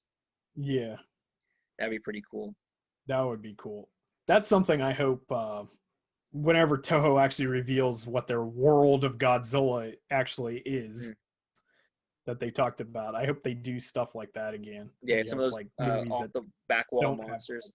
Yeah, like that would be cool. Like standalone kaiju movies that don't have Godzilla or because I think we're kind of burned out on the same repeats. It's kind of like Mechagodzilla, Mothra, Ghidorah. I mean, they're classic staples, but I think at the same time, why there was so much enthusiasm behind Singular Point was the fact that some of those zany characters were coming back. Right. Yeah. And that I think like Gamera proved, or like some other things too, you can reboot a character and have it be like take on a whole new meaning. I think like especially since a lot of people have played the Godzilla games, some monsters have gotten more popular over the years. Yeah. So that maybe we'll get more Jet Jaguar in the future or something. I mean, they're making a lot of merch now. Yep, that's true. So I like to see a revamped Megalon, but it remains to be seen. But yeah, it's possible. But any other closing thoughts on Gamera or anything else, Sean? No, I think we covered Gamera pretty well. So I'd say so too. But so for next time, I think since we've mentioned it here, we talked about GMK and some of the things. Maybe next time we can do a Millennium Godzilla series to finish out the Japanese. Well, in terms of series, the Japanese Godzilla films before. Yeah. Like all the different ones. Like, because we Yeah, still have 98. We still have the MonsterVerse. Well, after we see Kong vs. Godzilla, we'll probably do one video on that. Yeah. Unless you want to do it before that and lead into. So, well, depending. Well, February, we could maybe squeeze in Millennium, and then maybe. That's what I was thinking. Maybe March, you could do the MonsterVerse. MonsterVerse in March. There we go. There you go. That works. And then afterwards, we'll parse out how to do 98 and then Shin. Okay. Yeah, that sounds good. And I'm sure we'll talk about 2014 or the MonsterVerse a little bit in regards to 98 too when we talk about that one. Right. Yeah. But I'm sure we'll get down to it eventually. But anyway, guys. Oh, I'm sorry. I said all ties together, so we'll get to everything eventually. Definitely. But anyway, guys, just want to say thank you for listening this week, or this episode to the Gamera and all the Godzilla news we had, and thank you once again to the 200 subscribers that we just reached this past month, and please continue to like, share the videos with other kaiju fans, and subscribe if you're new, and we'll see you again next time. I'm Brian Sudol. I'm Sean Emmerich. Take care. Thanks for listening. Okay.